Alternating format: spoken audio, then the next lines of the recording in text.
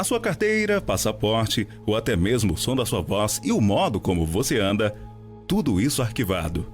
Este é o polêmico plano do governo de criar uma base de dados de vigilância nacional. Mas hoje houve um revés. O poderoso Comitê de Segurança exigiu mais garantias. Renovar documento não é fácil aqui no Brasil, a burocracia é muito grande, a gente sabe, mas já pensou se todos os nossos dados já estivessem num banco de dados oficial e desse para resolver tudo pela internet? Um decreto do presidente Bolsonaro institui o cadastro base do cidadão para regulamentar o compartilhamento de dados entre diferentes órgãos. Além de nome, CPF e data de nascimento, esse decreto prevê também a inclusão de digitais, íris dos olhos, voz e até jeito de andar. Câmera literalmente em todo o espaço público, unidas a uma poderosa tecnologia de reconhecimento facial, monitorando cada um dos cidadãos. Entre o Hecht, que preside o Comitê de Segurança no Parlamento da Austrália, e ferrento crítico do sistema totalitário de vigilância chinês, fez com que os planos de governo de criar uma base de dados universal de seus cidadãos retornasse à estaca zero. Uma inovação tecnológica como nunca antes vista foi anunciada ontem nos Estados Unidos. É o chamado computador quântico, uma super máquina que pode transformar a relação do homem com a tecnologia. Jair Bolsonaro aprovou, no apagar das luzes, duetos que criam um estado de vigilância jamais concebido sobre cidadãos brasileiros. Conta pra gente, esse decreto já está valendo? Já está valendo, vale a partir do momento da publicação, já entrou em vigor.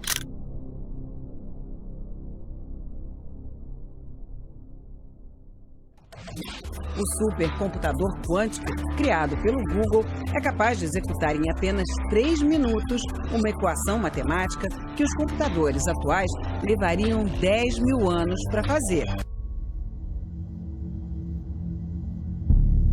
Especialistas dizem que o grafeno tem potencial para movimentar 4 trilhões de reais nos próximos 10 anos. Um material que é 300 vezes mais resistente que o aço, extremamente fino, pode provocar e deve provocar uma nova revolução tecnológica.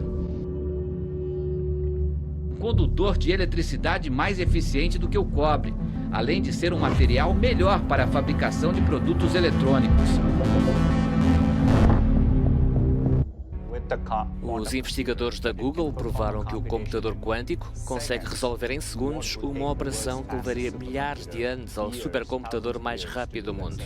É o que se chama de supremacia quântica. É um passo histórico. Há várias décadas que a aventura quântica desafia o mundo científico e tudo indica que as respostas já estão aí.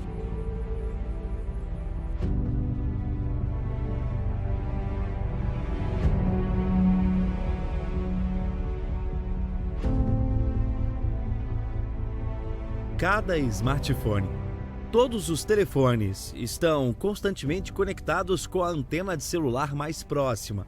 Todo telefone, mesmo quando desligado, você acha que não está fazendo nada. Você não consegue ver porque as emissões de radiofrequência são invisíveis. Mas eles estão gritando no ar. Aqui estou! Aqui estou! Aqui está o meu IMEI. Acho que é a Identidade Internacional de Equipamentos Móveis. E o IMSI, ou Identidade Internacional do Assistente Móvel. Eu posso estar errado na definição, mas as siglas são IMEI, IMSI. Você pode pesquisar essas coisas. Eles são os dois identificadores globais únicos que existem apenas em um lugar no mundo. Em um lugar. É o que faz o seu telefone diferente. O IMEI está gravado no seu telefone, não importa qual cartão SIM você troque, sempre será o mesmo e sempre estará dizendo à rede que se trata deste aparelho. O IMSI está no seu cartão SIM, certo?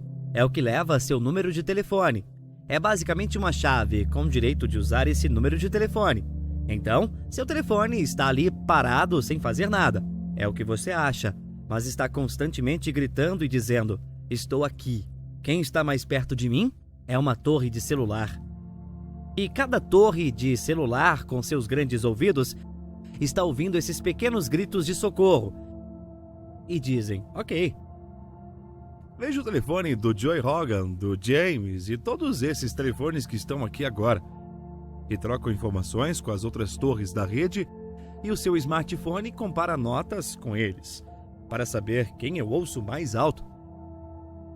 E quem você ouve mais alto é um indicativo de proximidade, distância, certo? Quem eu ouço mais alto do que todos os outros? Esse é o que está mais perto de mim. Então você estará ligado a essa torre de celular que tomará notas.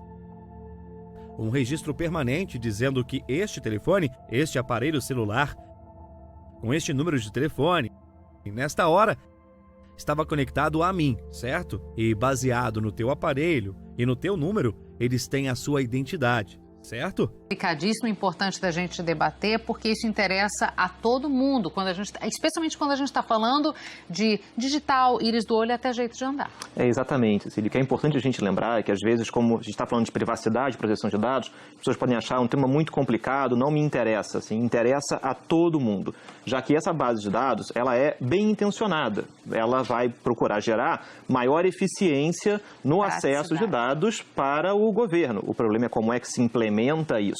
E aí o decreto faz duas coisas. De um lado, ele cria padrões para compartilhamento de dados dentro da administração pública, dentro do governo, e por outro lado, ele cria essa base de dados. E aí o problema é como é que essa base é criada, quem pode ter acesso a ela e o que pode ser feito com esses dados que estão inseridos nessa base de dados. Aonde você estiver carregando um celular, independente dele estar ligado a um registro da sua presença naquele local que tenha sido feito e criado por empresas. Não há necessidade disso ser guardado para sempre. De fato, não há um bom argumento para isso, mas essas empresas veem isso como informação valiosa. Esse é todo o problema com dados que estamos tendo. E toda essa informação que costumava ser efêmera. Aonde você estava com 8 anos de idade, sabe? Aonde você foi após ter tido uma separação, sabe? Com quem você passou a noite? Para quem você ligou depois?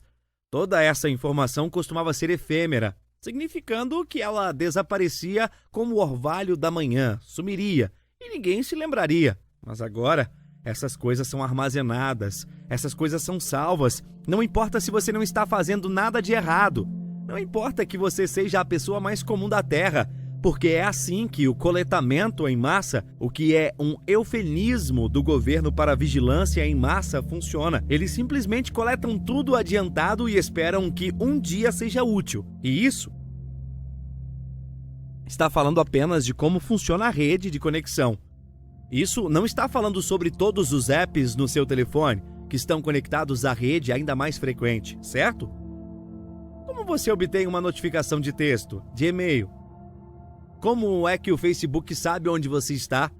Todas essas coisas, esse analítico, eles estão tentando rastrear os serviços de localização no seu telefone através do GPS e até mesmo pontos de wireless que você está conectado, porque há um mapa global atualizado constantemente.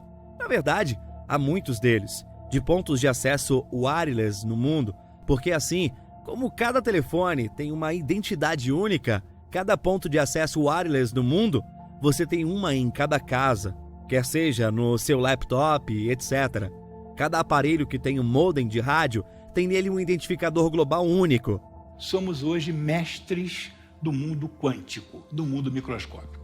Essa capacidade fez com que progressivamente nós pudéssemos ir examinando dimensões cada vez mais minúsculas, deslindando as relações constitutivas de todo tipo e sorte de sistema, num nível cada vez mais preciso, cada vez mais microscópico. De fato, nós já vivemos hoje numa espécie de oceano digital tão enriquecido, com correntes vastíssimas de fluxos de dados à nossa volta, nós não temos a menor ideia que isso está acontecendo. Não temos a menor percepção. Não faz parte do nosso mundo próprio desarmado. Nosso mundo próprio sem os instrumentos para aferir, para sondar, para experimentar essas outras dimensões que são constitutivas da nossa realidade. Hoje todos nós dependemos para viver de que o sistema não caia, né? Então vejam, a as fronteiras entre o que era humano e o que não era humano, o que era, portanto, inumano, não humano, estão em acelerada dissolução.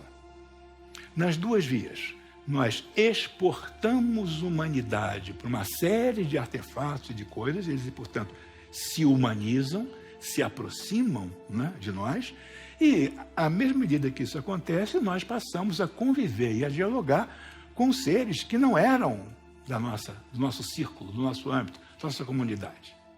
A sua ameaça básica são esses programas de coletar dados em massa. A sua ameaça básica é o fato de que o seu telefone está constantemente chiando para as torres de telefonia, porque deixamos nossos telefones num estado em que está sempre ligado, sempre conectados, certo? It's the app popping up on phones everywhere, from teens to some of the biggest celebrities. TikTok. But now, new concerns that information gathered on the app used to post fun videos could one day be used against Americans. TikTok's privacy policy explicitly states that it collects data including user content and communications, location, and sensitive personal information. The Chinese government is already known for monitoring its citizens through facial recognition and censoring. TikTok says it does not censor content based on sensitivities related to China, adding it stores U.S. user data in the United States and Singapore. Fears those sharing 15 seconds of video could be sharing a lot more.